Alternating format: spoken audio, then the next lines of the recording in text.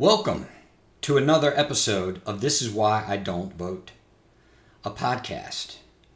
Another guest, believe it or not, has agreed to come on to the program. Her name is Susan. Susan has her own YouTube channel, and curiously enough, it features one of the entities that I've discussed on this podcast numerous times. Susan, please introduce yourself. I'm Susan Catherine, and I have a YouTube channel that is about all the things that keep me connected to God. So some of the things that keep me connected to God are the Catholic Church. I like to film the church as it's waking in the morning in a series of cinemagraphs. But the other big part of my channel is Disney. I'm a huge Disney World fan. As you know, dear listener, we have discussed Disney World, Disneyland, the Disney Empire on the podcast. And I thought I'd have someone on to give the other side of the story, so to speak, the flip side of that coin. So Susan, defend yourself. How can you support the evil empire?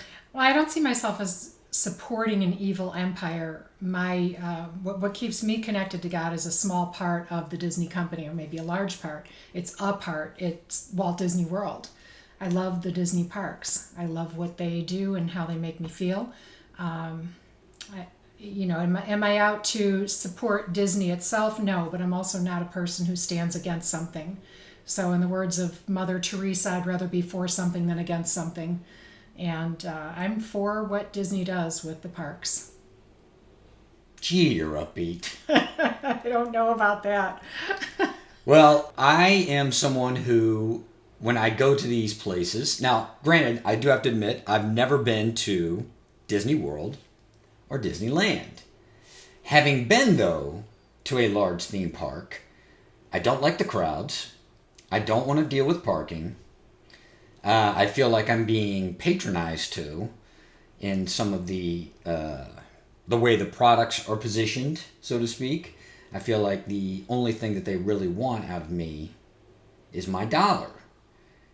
How do you justify going in there and spending the kind of money that they charge you in light of the fact that I think you probably understand that as well, right? Mm-hmm. This is a large, very well crafted, very well manicured way to vacuum money out of your wallet.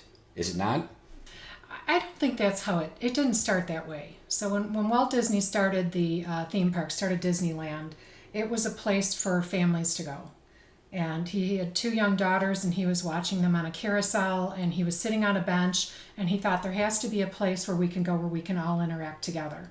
So he was more a creator and not seeing the dollar signs, not necessarily looking for a return on an empire, a return to live, yeah, and he was a modest liver, but he wasn't looking to exploit and to make people buy things to create more money. So the crux of the love of the parks is still there. That hasn't gone away. And I'm like you. I don't like crowds. I don't like chaos.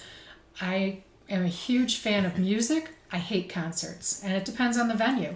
If we were to go somewhere like the Musical Instrument Museum up at the MIM, they have a great venue. It has about 150 seats. It's quiet. It's not clingy. There aren't people standing on chairs. I can't stand it, and I don't like going anywhere where I feel uncomfortable with parking, like I'm going to end up in chaos while I'm parking. But most often I'm staying on Disney property, so I don't have to go through that. But there's an unidentified X factor that Disney has that make people love what it does. I forgot the original question. How can you defend the evil empire? That was the original question. Not the original question. The question before I just started on this part was, I don't remember. Well, basically, you were explaining how Disney started as somewhat of a modest, family-oriented You're saying, how enterprise. Can I support the exploitation? Right. I think that was it.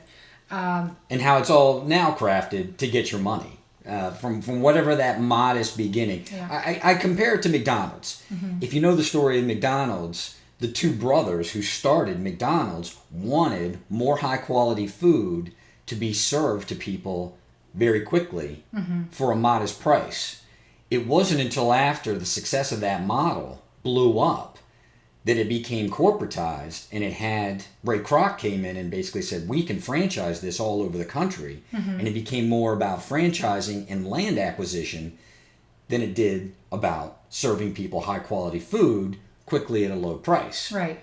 So the They've come into the corporatization, business of real estate. right? The corporatization is always going to be a corrupting factor. I guess the reason why I wanted to have you on is to try to look at it from a glass half full perspective instead of looking at it as I do from a glass half empty perspective. You and I had talked about this as well, how not only do you have this affinity for Disney and how it brings you closer to God, but also for the Catholic Church. We were both raised very Catholic, correct? I have fallen out of favor also with the Catholic Church for all the reasons why most people have fallen out of favor with the Catholic Church over the course of the last 20 years. You still have a very close relationship with the church, correct? Well, I do now. I mean, there were some years that I went away and was in search of, let's say, the universe. I became this universal person, and the universe will provide if you put your right vibration out there. Or going to a born-again Christian church where I learned more about the Bible than I did in my many years of Catholic education and going to Catholic church. But I came back to the tradition. I came back to the original church as set forth by Jesus Christ that has descended from his first appointed to his apostles and has descended down through every pope. Now, the problems the church has, are you talking about sexual abuse? Of course. Okay, well, I mean, because that's everywhere. I'm not saying it's okay, but there are more abusers in the school system than there are priests. You don't expect a priest to abuse, and that's awful, but be it beyond me to sit in judgment of everybody. I'm not perfect either. I have my own sins that I don't need to confess here, but I think everybody does, and I'm a part of it. I want to make it better. I don't want it to be defined the way it is. I think I'm a good part of it. So why not belong? It has the belief that I'm looking for stemming from Jesus Christ, the way he appointed it. I don't know if appointed is the right word, but again, you're so upbeat. I love it. It's great. No, I just look at it as an institution that's been basically shielding pedophiles for 600 years, and I have a hard time getting over it because now I think that they have the right amount of information and the right amount of civil support that they can make the changes necessary, and they're still slow going and doing it. So I agree with you. Sure. You're going to find the problem systemic with the Catholic Church in other areas of society. I think the biggest problem is the fact that the Catholic Church for hundreds of years was the most powerful organization on planet Earth. You would expect that the most powerful organization on planet Earth, one that takes a moral, ethical, and religious position in society, would be the leader in cleaning that up, not be a follower. Yeah, agreed. Same with doctors who abuse and Right. take an oath. So that's people. All we can do in our lifetime is join into what's right and be a good person and do the right thing. And we don't need to pass judgment on these people who are doing bad things. I think it's good to stop them from doing it, but do I need to sit here and judge and say you and all of your organization are bad because of these so many people? Is this what you say when you see Mickey and Minnie at the park and you say, I really want to punch them in the face. They're annoying the hell out of me. But I'm not going to sit in judgment of what is probably a 16-year-old making minimum wage. No, I guess back to Disney and talking about how is it that I can support it? How can I see them making money off of the things that they sell and taking advantage of people who are going there? People are getting something out of it. They're getting time with their families. They're getting time with their friends. They're in a fantasy land and they're able to just let go of reality for a while. There is this X factor about Disney that Disney lovers, Disney fanatics, super nerdy people can't put their finger on. I can't. I can tell you 20 things I love about it, but that's not everything I love about it, and that's not the one thing that I love about it. I feel like when I'm there, I feel like it's my home. I feel like the host. I feel like people are welcome into my home. I know so much about it. I walk around with pride. I smile at children who are so excited to see characters. I'm not even a big child person. I'm my own children know that I'm glad that they're adults. I'm not a kid person. I love babies. They're great. Love little kids. They're great. You love other people's babies. Yes, I'm fine with that. But and it's the same at Disney too. As an adult, I enjoy it more because I don't have to deal with a screaming young child. And that part, when that's happening there, and it happens often, I can just walk away. But to watch children light up when they see Mickey Mouse or they see a princess, how magical it is that this show that they've been watching on television, that they get so excited to see on television, now they're seeing this person live, and bashful and shy to see them, and just the joy that they have inside. I nearly shed a tear every time I walk into a Disney park. I do. It's awful. I hate to leave. I love to go. Sometimes when I go, I don't always know, well, what am I doing here today? I've done this so many times, and yet I can't stop going. I can't stop myself.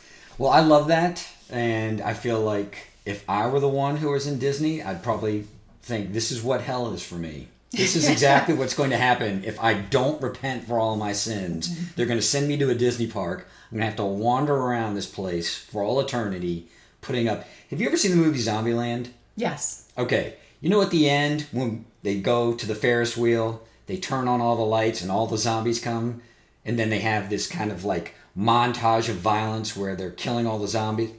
That's going to be me in Disney as a specter, trying to kill all of the patrons and being unable to do it. Well, I challenge you to do that. I challenge you to go there. I think I should be your guide. I have to tell this story because Avery, and Avery and I were engaged, and we've been together for 4.5 years, nearly 5 years. He is the lover of all things sexy and sophisticated. He likes beaches in Italy. He likes wine. He likes evenings with candlelight.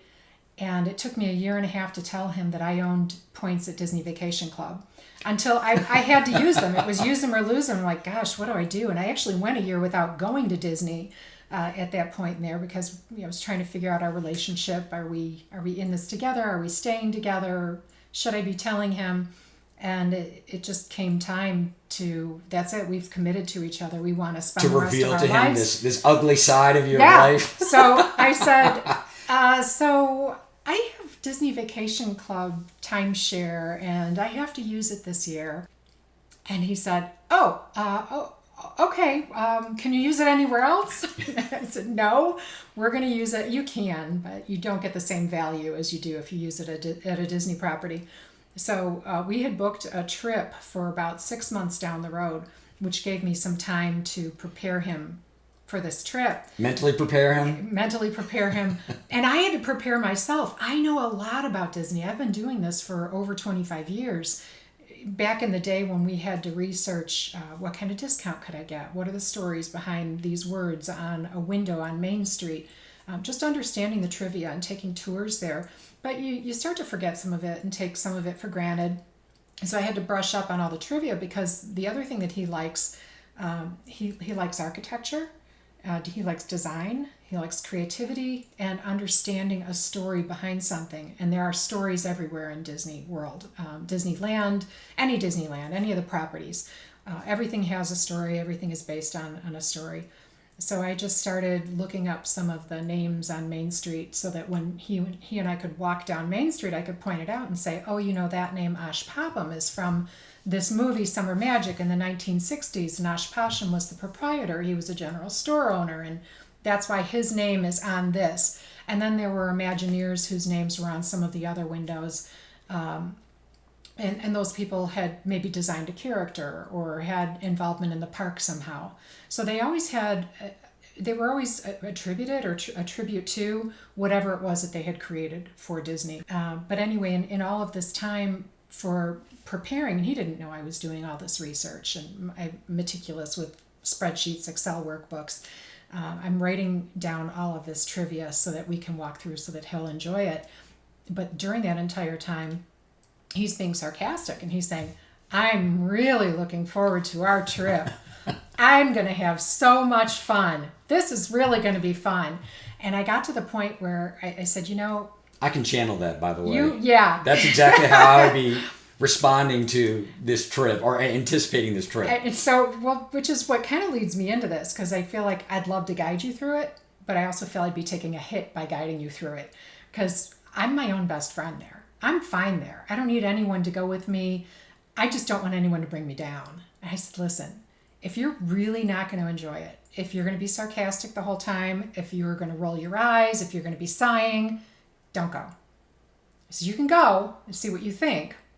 Just know that I am going to go at least 3 times a year. I am going to go, and I'll go by myself. And we can take other trips in between, and I didn't know how that would work out with vacation time with work, money-wise, because all of these things cost money. Sure. But I said, I'm going to go anyway. So he went, and luckily it was a good trip. I set up something called a VIP pass at Animal Kingdom, and it was a behind-the-scenes tour, and they got you in the front of the line at the better rides. So you had 6 of the prominent rides at Animal Kingdom, plus a knowledgeable tour guide who could spew off trivia as we're walking through the park. And interesting trivia. It's not just what's Mickey Mouse's middle name. It wasn't anything like that. Does Mickey Mouse have a middle name? I don't know. I thought you were going to ask me that. I'm like, what is on my lip? It was interesting, and he loved it. He thought it was fantastic. Now he's tolerant. He's not a huge Disney fan. He's tolerant of it, and he will go with me. But my last 3 trips this year, I've had 3 already this year. He hasn't gone, but that's mainly because I'm filming for the YouTube channel, and I'll admit there are times, like I said earlier, I'm at a loss for what to do. But for the most part, I'm just happy to be there, immersed in the magic.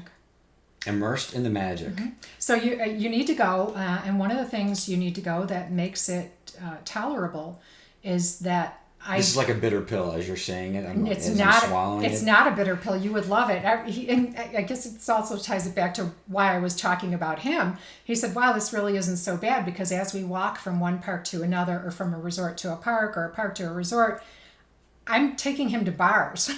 So I'm going, we're at the boardwalk. We have to go inside and go to the Bellevue Lounge. We get a drink, and we would walk around. This is pre-mask. We would walk around, and the next thing you knew, we were at a pool bar. We were at Leaping Libations outside of the boardwalk at the pool. On our way to Hollywood Studios, we'd grab another drink. We'd walk to Hollywood Studios. We'd get inside. Well, let's go to the Tune-In Lounge and grab a drink. So, just you really could be a tour guide, because you already have, it's like there's a map in your head of this entire park. You know where everything is. I do. I know where everything is. And there's something in Epcot called Drink Around the World that people are they're glued to the idea of, I want to drink around the world and get a drink in every country as I go through World Showcase and Epcot. We've been drinking around the world since drinking around the world was a thing. It's just, as an adult, that's what gets you from one point to another, is knowing there's a bar in between. So it's part of relaxing and enjoying vacation. So one of the reasons we discussed this, prior to you coming onto the show, I started on my podcast as like an open letter to myself, right? Mm-hmm. I think the correlation initially was, you feel about Disney what a lot of sports fans feel about their franchises. Yes. Feel about the parks or the stadiums that they go to. There is a reverence. Mm-hmm. I felt that for a very long time, until I realized that I was the one, because of my attention, because of the money that I was spending, because of my loyalty, I was allowing these idiots to be idiots. I was allowing people who really weren't that sophisticated when it came to running these franchises, sophisticated when it came to actually managing these parks. Mm-hmm. I was allowing them to fail up. Do you ever feel like that? That you're allowing Disney to fail up, make bad decisions, do bad things, and yet because of this affinity, when you walk into the park, you can't help but dish out that money again. You can't help but get back to that same place. Yeah, censoring rides that maybe had something to do with something controversial in the past. There's a ride called Splash Mountain that's based on the movie Song of the South. So this is now going to be turned into the Princess and the Frog theme, Princess Tiana. It's more of a New Orleans based sort of a thing. And that's I have no idea what you're talking about, by the way. It's a great movie. Okay. I think Princess Tiana was the first black Disney princess.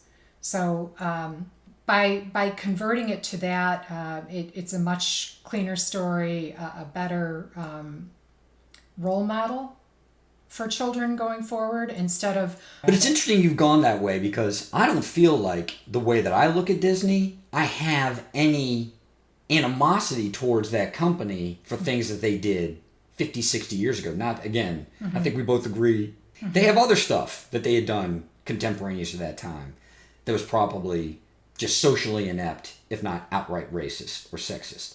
I think my problem is more 21st century Disney, in that there are so many different problems that they've created. I'll tell you one thing. I know you may not be a fan, but I was that kid who went to the drive-in when he was 5 years old for the very first time to see Star Wars. I can remember exactly where I was to see The Empire Strikes Back. I can remember exactly where I was to see Return of the Jedi. The movie theater, all of that. You know, Disney bought that property. Yep. Disney ground that property into the ground, destroyed it with fire, ruined it forever. How so? The movies were awful. We'll start there. The movies that Disney got involved in. Yes. So there was basically the three that were done by George Lucas back in the day. Then he said, these were actually the middle films. There is a 3-film prequel that I'm going to do myself. Really wasn't that good. Was it a slap in the face? Yes. Did he burn it with fire? No. Then Disney came in and said, we'll give you billions of dollars, George. We want to take this over, and we're going to do a whole Star Wars universe. Billions of dollars is hard to turn down. I don't care how much you love anything. People say, oh, I love my children. Are your children worth $2.5 billion? Because if someone came in and said, I'll really give you $2.5 billion for one of your children, I think any parent on planet Earth would be like, They may not take it, but they're certainly going to consider the offer. Disney buys the Star Wars universe for that. I think it was $2.5 billion. It may have been $3 billion. The Google machine will tell us if we actually wanted to find out. But once acquired... Because it's okay to do business with Google, because they're stand up, aren't they? I don't know. The biggest problem with doing business with Google is... I don't know how we can not do business with Google. It's harder and harder now if you want to go and reference something on the internet. No. DuckDuckGo is the one, people use without having their... It's not as funny to say, though, the DuckDuckGo machine. No, and the returns aren't as fun either on your search. That's true. It's not as good. Yeah. Which is also problematic. But the movies were bad. Let's just leave it at that. The movies were not good. So which ones were they that Disney created that were the... They brought back the original characters. There was 3 of them. Yes. Right? And so they brought back some Hans of the original... and Leia met up again, yeah. And then they had the first one was basically a soft reboot of the first movie. So it wasn't that creative, but they had to try to get a whole new generation of people involved in the Star Wars universe, right? They really wanted to attract the same kind of person that they attracted the first time. They wanted 5-year-old me to go and see the movie, but they wanted my 5-year-old to fall in love with the movie what equally. They wanted, right. The problem was, in doing that, it all became about the money. It was all about spreadsheets and profit margins and things of that nature, and the movies were bad. The other thing that pissed me off and that I have a real problem with, I have to be tactful, even on a podcast like mine, a podcast like yours, where our reach is probably very limited compared to some others. But I'm going to say this. The way that Disney kowtows to China, that's the reason why a lot of their products, I don't like them. They are basically crafted and sanctioned by the Chinese government so that they can be distributed to the Chinese audience. It's hard as a company, again, no parent is going to look at you and say, I'd sell my child for $2.5 billion. Mm-hmm. But they consider it for a second. You're looking at a market of billions of people. So it's hard for Disney. I understand from a corporate perspective, it's hard for Disney not to want to sanitize a product so that it would be acceptable to the Chinese audience, because that's billions and billions of people. It's actually more money than the U.S. market, than the Western markets. They can make as much or more in China on a film that they produce than they're going to make here in the West. Mm-hmm. Is that what you're talking about, films? Crafting the films so that they appeal to the Chinese market also? Well, I think Disney is starting to craft a lot of their commercial products so that they can be marketed in the East as well as the West. That doesn't affect what you do as much as it affects the way I interact with Disney. If you're going to a park physically in Orlando, Florida, or in wherever it is in California, mm-hmm. I don't know that they're really sanitizing a lot of the stuff, the physical property in those areas to cater to a Chinese market. But pretty much everything else that they're doing that's multimedia, mm-hmm. I believe they are. That's basically like shitting in my mouth. I don't like it. Don't like it. Yeah. I guess I don't really, I haven't thought about it. I hadn't had an opinion on, or haven't had an opinion on them crafting anything just for China, because that hasn't come across my sights, my ears, or I haven't seen it. I haven't noticed it. Well, again, given the way you interact with Disney, if you're going to those two properties that have been around in this country for decades, I don't know that they're doing a lot to sanitize what the product is there for the consumer that's physically on site at these properties. I don't know that they're doing a lot to sanitize it for another market. I mean, I don't know that they have to. I could compare it to Hong Kong or Paris, because I've been to those parks also. I haven't been to Shanghai or Tokyo. And they're all unique to that region, their feel. They have it. They have the resort properties crafted in a way that's expected by that market. So the resorts in Paris are much different from the ones in Florida. And the ones in Hong Kong are a little different from the ones in Florida. And as far as product, like souvenir type products or character type products, they have unique characters in Shanghai and Tokyo that they don't have in Florida. So I don't know. I guess I'm not seeing what it is that you see. Well, and that's part of it. That's part of the reason why I wanted to have you on. I think you can almost open your eyes too wide, right? Yeah. And once you do, and you start to accept all of the different elements that a company like Disney is involved in, it is easier to become disillusioned. Yeah, I like that. Cynical. I like rose-colored glasses. I'm okay with that.